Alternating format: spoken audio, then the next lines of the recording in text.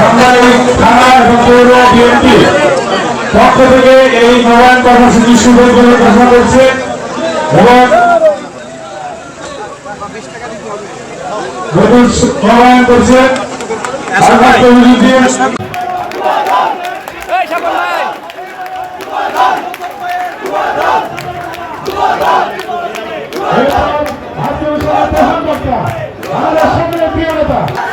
আজকের অনুষ্ঠানের প্রধান অতিথি আমরা মনে করি এই মঞ্চে প্যান্ডেলের নিচে যারা উপস্থিত হয়েছে আমাদের এই ধানের মাটি আর ধন্য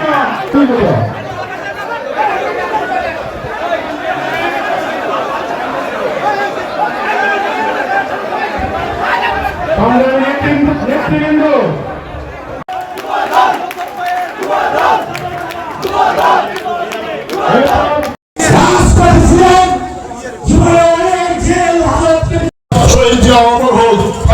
দীর্ঘজীবী হোক তারুণ্যের অহংকার এরপরে আপনাদের সঙ্গে বক্তব্য নিয়ে আসছে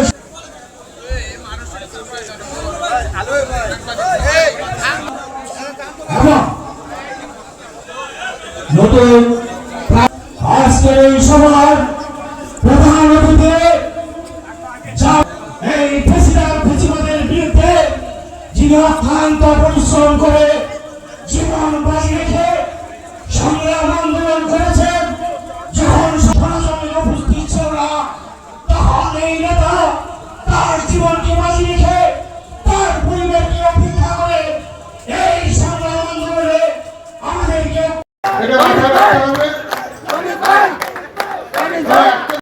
থানা এবং পৌর বিএনপি পক্ষ থেকে এই নবায়ন কর্মসূচি শুরু বলে ঘোষণা করছে এবং নবায়ন করছে তিনি নবায়ন করছেন সম্ভবত সুলতান আবু হচ্ছেন যে বার্তাটি আজকের প্রধান অতিথি দিয়ে গেলেন সমাজে ভালোর জন্য কর্মসূচি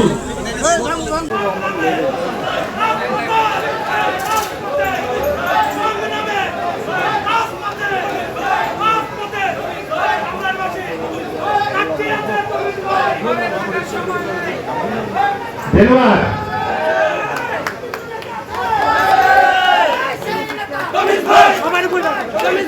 আপনারা উন্নয়নের যত নেতৃবৃন্দ আছেন সবাইকে ধন্যবাদ এবং সবাই নিজ নিজ আসন গ্রহণ করেন।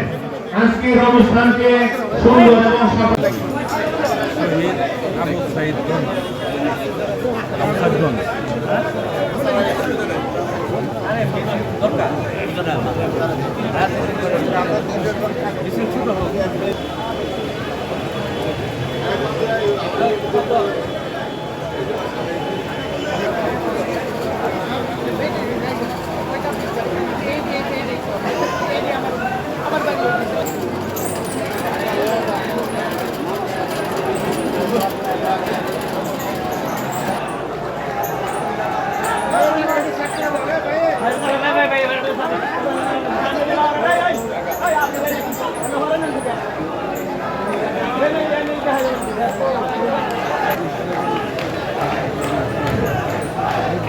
সম্মানিত নেতৃবৃন্দ আমাদের মাঝে উপস্থিত হয়েছে আপনাদের অভিনন্দন এবং শুভেচ্ছা জানাই।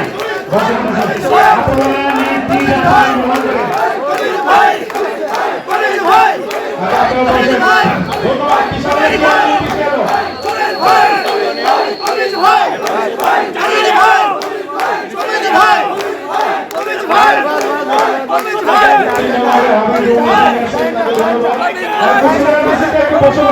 আমরা শুরু করতে যাচ্ছি। আমরা তো আবু সাইদকে ভুলতে দিতে পারি না, আমরা তো মুগ্ধকে ভুলতে দিতে পারি না, আমরা চট্টগ্রামের ওয়াসিম আকরামকে ভুলতে দিতে পারি না, আমরা আহনাফকে ভুলতে দিতে পারি না।